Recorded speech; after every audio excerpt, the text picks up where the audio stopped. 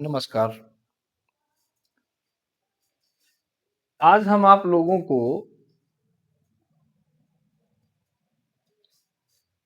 ज्योतिष से संबंधित कुछ जानकारी देंगे। वो जानकारी इसलिए महत्वपूर्ण है, आप अपनी कुंडली में स्वतः भी देख सकते हैं कि किन स्थितियों में कोई ग्रह उच्च का हो जाता है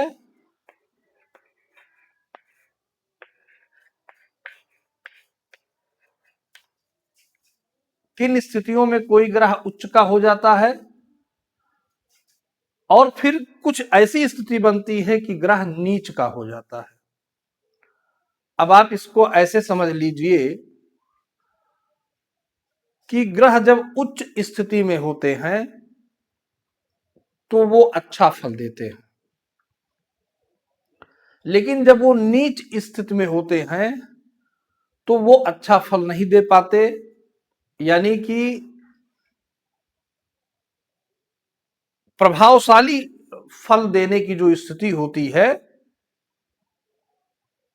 वो अच्छी नहीं बन पाती, ग्रहों के उच्च और नीच होने के कारण। तो अभी हम ये जानेंगे कि कैसे उच्च और नीच स्थिति कैसे बनती है, इसको कैसे जाना जाए। शुरुआत करेंगे। जैसे अगर सूर्य, सबसे पहले ग्रह सूर्य की हम बात कर लेते हैं। सूर्य यदि मेष राशि में हो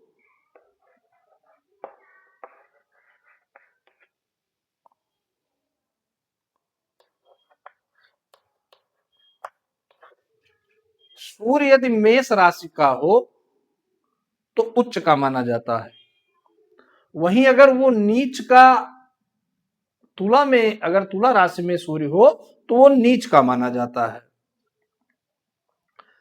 इस बात को आप एक सूत्र से भी समझ सकते हैं, और सूत्र क्या है? कोई भी ग्रह, मान लिया कि सूर्य मेष राशि में हो तो ये उच्च का हो गया, लेकिन वो नीच, अपन इससे सातवीं राशि में वो नीच का हो जाता है। कोई भी ग्रह यदि उच्च स्थिति में हो तो जिस ग्रह में वो उच्च स्थिति में होता है वहां से वो सातवीं राशि में नीच का हो जाता है। यह एक नियम है, यह एक सिद्धांत है, और केवल इतना ही जान लेने से ग्रहों की उच्च और नीच स्थिति को जाना जा सकता है। तो सूर्य यदि मेष में हो तो उच्च के होते हैं, तुला में हो तो नीच के होते हैं। वहीं चंद्रमा यदि वृष में हो तो उच्च के होते हैं, और वृष से अगर हम सातवीं राशि जोड़ेंगे तो वृश्चिक आएगा। वृश्चिक राशि का चंद्रमा नीच का हो जाता है। मंगल की बात करते हैं। मंगल मकर में उच्च का होता है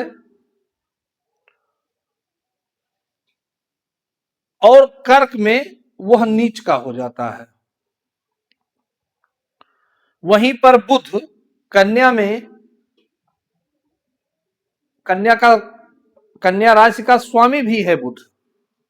अगर बुध कन्या में हो तो उच्च का होता है। वहीं पर यदि वो अगर वो मीन का हो जाता है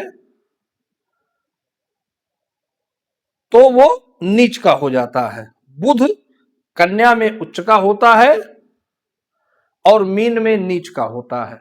बृहस्पति बृहस्पति कर्क का उच्च का होता है और कर्क से सातवीं राशि मकर, मकर में वो नीच का हो जाता है। इसी प्रकार से शुक्र, शुक्र यदि मीन का हो तो उच्च का होता है और कन्या का हो तो वह नीच का हो जाता है। शुक्र के बाद हम शनि की बात करेंगे। शनि अगर तुला में रहता है तो उच्च का होता है। वहीं अगर वह मेष में होता है, मेष का शनि नीच का माना जाता है। राहु मिथुन का हो तो उच्च का माना जाता है, और धनु का हो तो नीच का माना जाता है। राहु और केतु में उल्टी स्थितियां चलती हैं। जहां पर राहु मिथुन का उच्च का माना जाता है, वहीं केतु धनु का उच्च माना जाता है और मिथुन का नीच माना जाता है। तो ये ग्रहों के ऊंच और नीच की स्थिति होती है, जिसको इस प्रकार से समझा जाता है। अब दूसरी सबसे बड़ी बात आती है कि अवधि, हर ग्रह का अपना कुछ काल अवधि है। एक राशि पर कोई भी ग्रह कितने दिन रहता है, एक जगह पर कोई भी ग्रह कितने दिन रहता है, इसकी भी अवधि तय है। इसका भी समय काल तय है कि कौन सा ग्रह एक राशि पर कितने दिनों तक रहता है। तो हम सूर्य की बात करेंगे। सूर्य एक राशि पर एक महीना रहता है, एक राशि पर। चंद्रमा की बात कर लेते हैं। चंद्रमा 2.25 दिन रहता है। चंद्रमा की गति सब सर्वाधिक होती है। 2.25 दिन में चंद्रमा एक राशि को पूरा कर लेता है। वहीं पर मंगल की अगर हम बात करें तो मंगल 45 दिनों में, यानी कि 1.5 महीने में एक राशि को पूरा कर लेता है। उसका अवधि 45 दिन का होता है। और सूर्य की तरह बुध का भी जो टाइमिंग होता है वो 1 माह का होता है। बृहस्पति का जो टाइम होता है वो 13 महीने का होता है। 1 वर्ष 1 माह, 13 माह एक राशि पर बृहस्पति रहता है। अगर हम शुक्र ग्रह की बात करें तो शुक्र भी सूर्य की तरह, बुध की तरह शुक्र भी 1 माह एक राशि पर रहता है। शनि की बात करते हैं। शनि सर्वाधिक, सबसे ज्यादा समय एक राशि पर रहने वाला है। इसको 2.5 वर्ष एक राशि पर रहता है। वहीं पर जो राहु है, राहु और केतु, ये दोनों ग्रह 18 महीने, 1.5 वर्ष,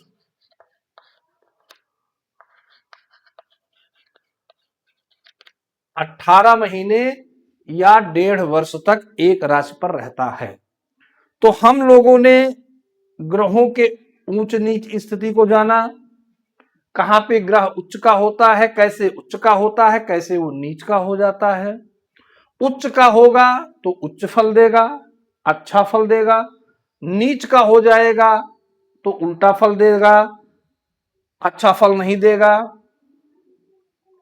कष्टकारी हो जाएगा। वहीं पर हमने ग्रहों की अवधि को जाना, सूर्य से लेकर केतु तक ग्रहों, एक ग्रह एक राशि पर कितने टाइम तक रहता है, इसको हम लोगों ने देखा। अब तीसरी अवस्था आती है जिसको कहते हैं महापुरुष योग। महापुरुष योग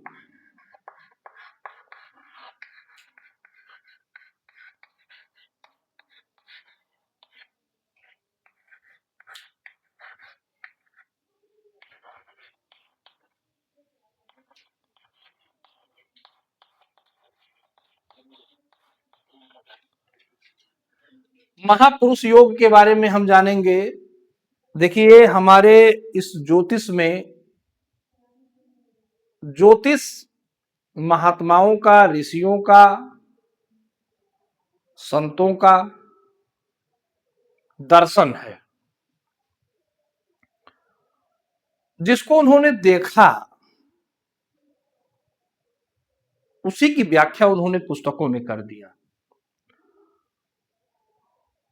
व्यक्ति अपना भाग्य लेकर पैदा होता है, उसे क्या अपने जीवन में बनना है, यह वह अपने जीवन में अपने साथ लेकर पैदा होता है। ऐसा नहीं है कि पैदा होने के बाद फिर उसका भाग्य बनता है, भाग्य को लेकर ही वो पैदा होता है।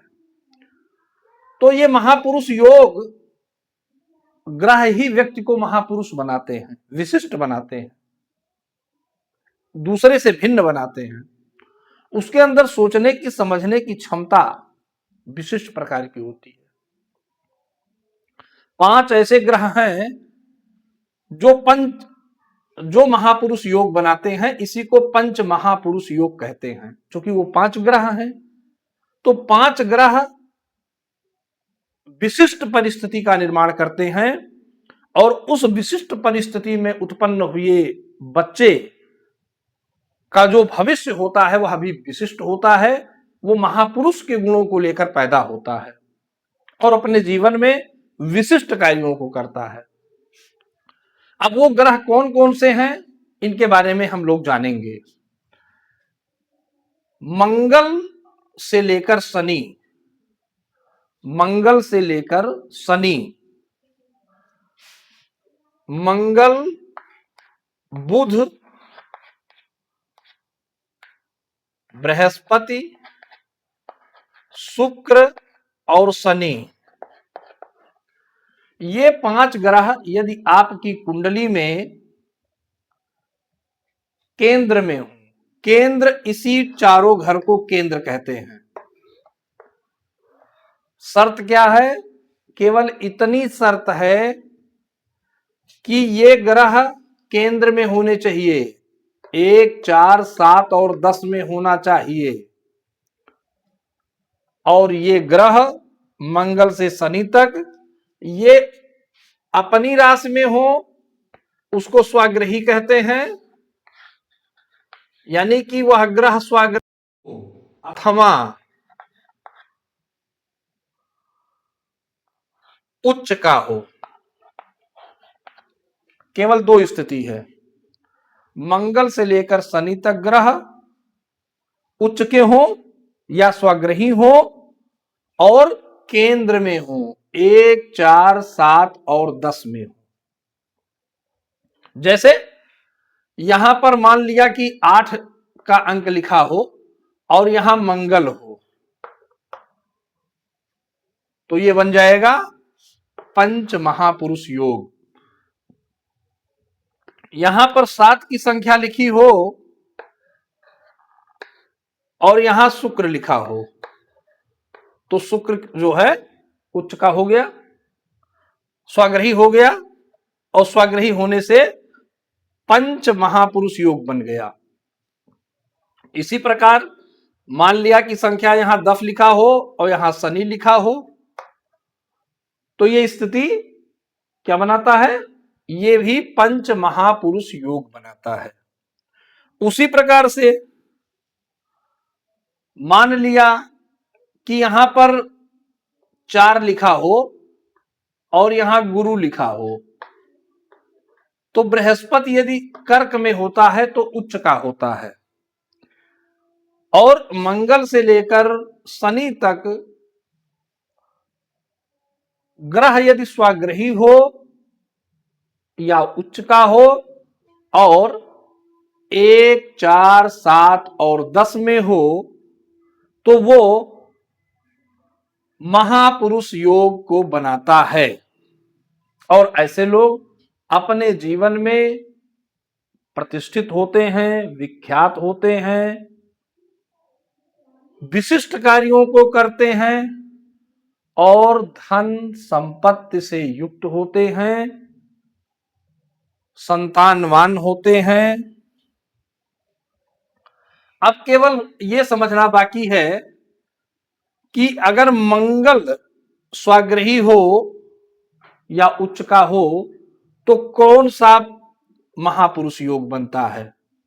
तो मंगल के स्वाग्रही होने से या उच्च के होने से रुचक नाम का महापुरुष योग बनता है।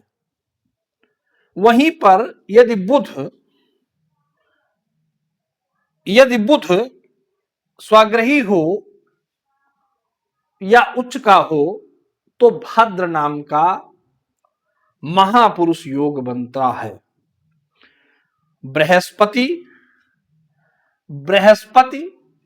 यदि उच्च का हो या स्वाग्रही हो तो वो हंस योग को बनाता है। हंस किसका प्रतीक है? हंस ज्ञान का प्रतीक है। बृहस्पति ज्ञान के प्रतीक हैं। और यदि शुक्र स्वाग्रही हो अथवा उच्च का हो तो मालव्य योग बनता है। मालव्य योग का व्यक्ति धनिक होता है, वह श्री संपन्न होता है और संपत्तिवान होता है। वहीं पर अगर शनि स्वाग्रही हो अथवा उच्च का हो तो ये सस नाम का पंच महापुरुष योग बनाता है, जो विशिष्ट होता है या फिर अद्भुत फल को देने वाला होता है। तो इस प्रकार से आज हम लोगों ने ग्रहों की ऊंच नीच स्थिति को जाना, ग्रहों की अवधि को जाना और महापुरुष योग, जिसको पंच महापुरुष योग कहते हैं, इसको आज हम लोगों ने जाना। और आप अपनी जन्म पत्री में जरूर इस बात को देखिए और उसको समझिए। अगर आपको समझने में कोई दिक्कत होती है या आप कुछ जानना चाहते हैं, पूछना चाहते हैं, तो आप हमसे बात कर सकते हैं। नीचे बोर्ड पर जो नंबर फ्लैश कर रहा है, आप इस नंबर पर बात कर सकते हैं, संपर्क कर सकते हैं, पूछ सकते हैं। 9919-234-118 ये हमारा मोबाइल नंबर है। आप संपर्क कर सकते हैं, पूछ सकते हैं और जो भी आपकी कुंडली में कोई शंका हो, कोई जिज्ञासा हो, आप उसको बिल्कुल पूछ सकते हैं, समझ सकते हैं। बस आज इतना ही। हम आपसे मिलेंगे अगले वीडियो में। नमस्कार।